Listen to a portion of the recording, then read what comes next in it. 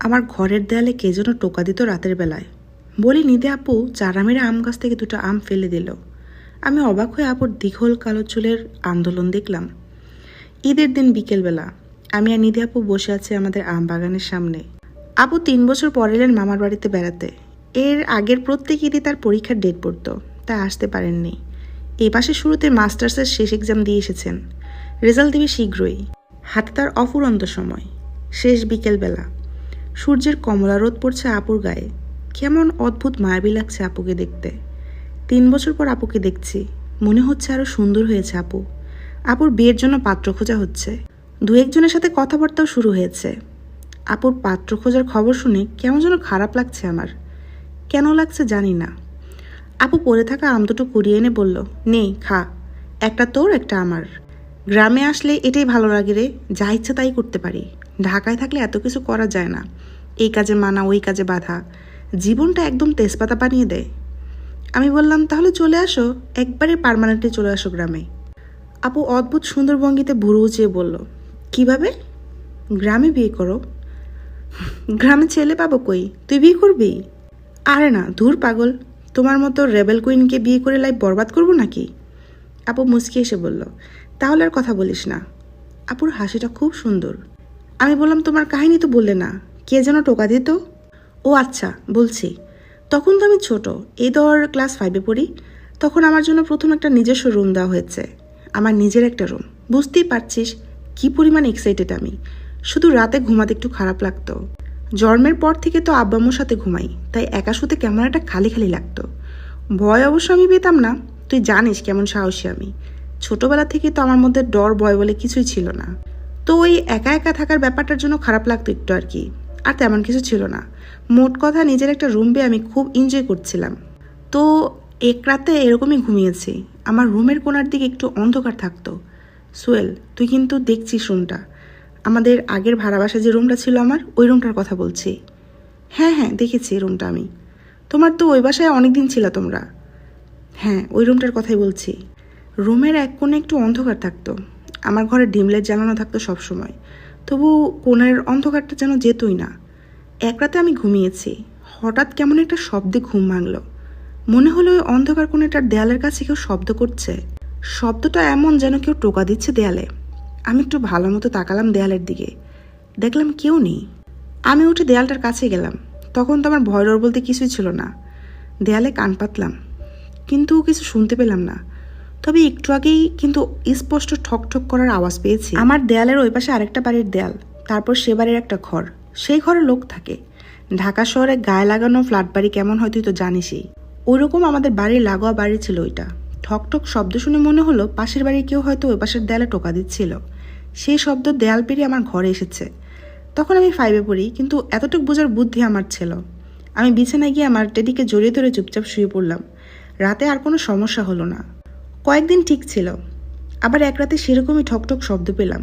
আমি এবারও দেয়ালে গিয়ে কান পাতলাম, কিন্তু কোনো শব্দ নাই। আমি এবার একটা কাজ করলাম, আমার দেয়ালয় একই রকম আঙ্গুল দিয়ে টোকা দিয়ে ঠকঠক শব্দ করলাম, বোঝার জন্য ওই পাশ থেকে কোনো রেসপন্স আসে কি না। না, আসলো না কোনো রেসপন্স।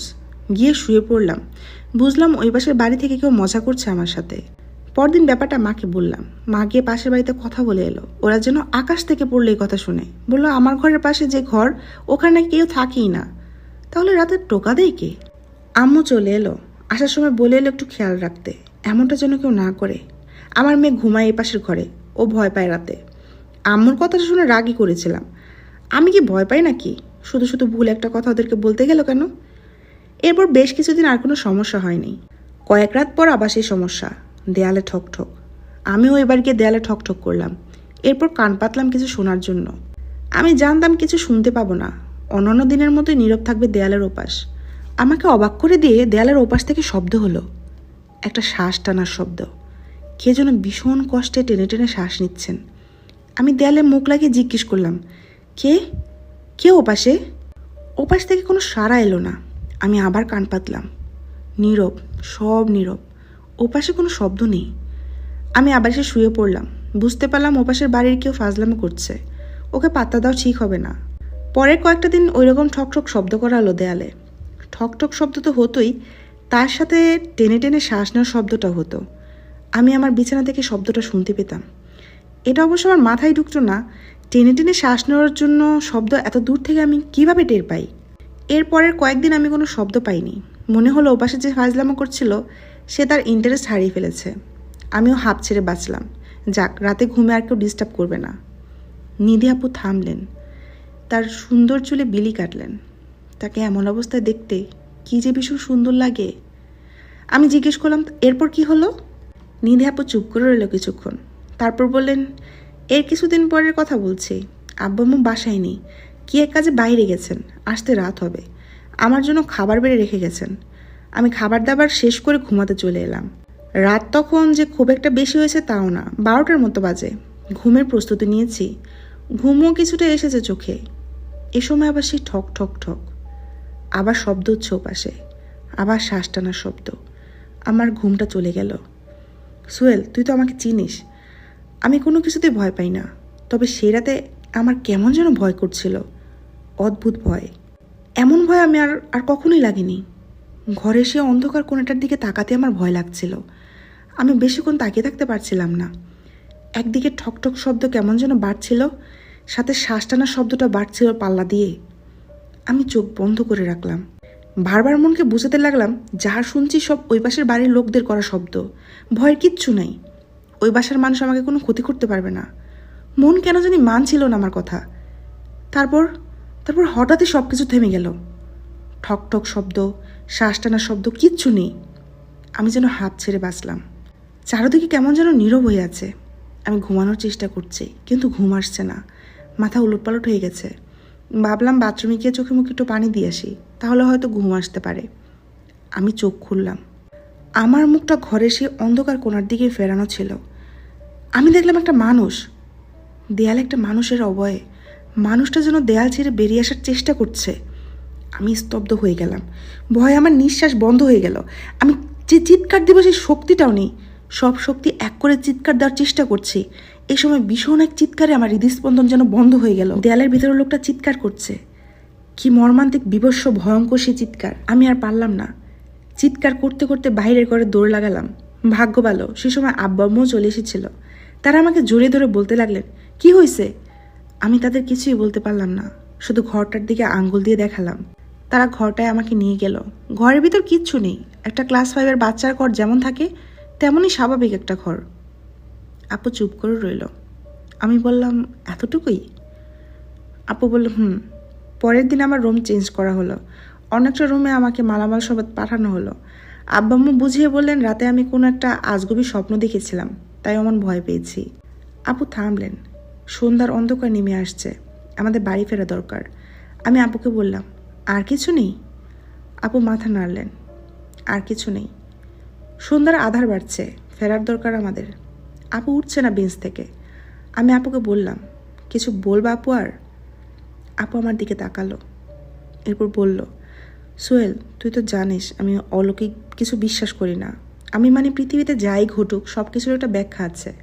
আমি চাই না আমার ধারা একটা অযৌক্তিক গল্প সবার মধ্যে ছড়িয়ে পড়ুক, অথচ আমার সাথে অদ্ভুত ঘটনাটা ঘটলো। কেমন, তাই না? আমি এই গল্পটা এজন্য কাউকে বলতে চাই না, সবসময় নিজের মধ্যে লুকিয়ে রাখি। আমি বললাম, তাহলে আমাকে কেন বললে? আপু আমার দিকে তাকিয়ে বলল, কাছের জনকে সব বলা যায়। আমি চমকে আপুর দিকে তাকালাম। আপুর চোখটা কেমন যেন মায়াবী। না, শুধু মায়া না, আরও কিছু আছে। সন্ধ্যার অন্ধকার ঠিক বুঝতে পারছি না। আপু বলল, এরপরের কথাটাও আমি কাউকে বলবো না, শুধু তোকেই বলছি। যেই ঘটনাটা শুনে আমার সমস্ত বিশ্বাস, সমস্ত যুক্তি ভেঙে পড়েছিল, সেটাই তোকে বলবো। আপু বলল, কিছুদিন আগে খবর বের হয়েছে, ঢাকার এক ফ্ল্যাট থেকে একটা কঙ্কাল উদ্ধার করা হয়েছে। পুলিশ ধারণা করছে কেউ একজন লোকটাকে শেষ করে বাড়ি তৈরির সময় সেই দেয়ালের ওপাশে দেহটা রেখে প্লাস্টার করে দিয়েছিল। তাই এতদিন কেউ খুঁজে পায়নি দেহটা। তুই কি বুঝতে পারছিস কোন বাড়ির কোন ফ্ল্যাট থেকে কঙ্কালটা উদ্ধার করা হয়েছে? আমি মাথা নাড়লাম। বুঝতে পারছি, তোমার আগের বাড়ির সেই রুমের কোণার দেওয়াল থেকে। আপু আর কিছু বলল না। ভয় কাঁপছে সে, আমি বুঝতে পারছি। ভয় কাঁপতে কাঁপতেই সে তার একখানা হাত বাড়িয়ে দিল আমার জন্য। আমি সেই হাতটা ধরবার জন্য হাতটা বাড়ালাম।